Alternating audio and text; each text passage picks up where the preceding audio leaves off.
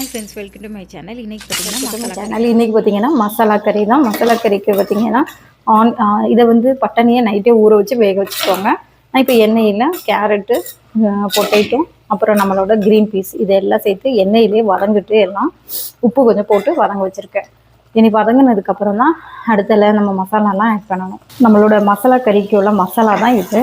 இப்போ பார்த்தீங்கன்னா ஆல்மோஸ்ட் இது வந்து தனியாக தாளித்து எண்ணெயிலே போட்டு நம்ம எல்லாம் வதங்கி அதாவது வெந்து போய் இருக்குது.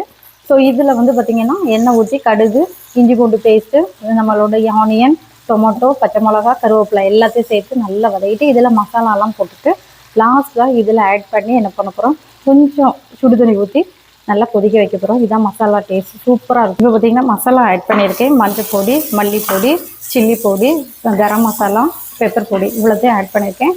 இனி இவ்வளோதான் மசாலா ரெடி ஆகிட்டு இதுக்குள்ளே சேர்க்க போகிறோம். நம்ம இனி மசாலா கறி நல்லா ரெடி ஆகிட்டு இந்த மாதிரி சத்யாவுக்கு கொஞ்சம் இப்படி வச்சு சாப்பிட்டிங்கன்னா சூப்பர் டேஸ்ட்டாக இருக்கும்.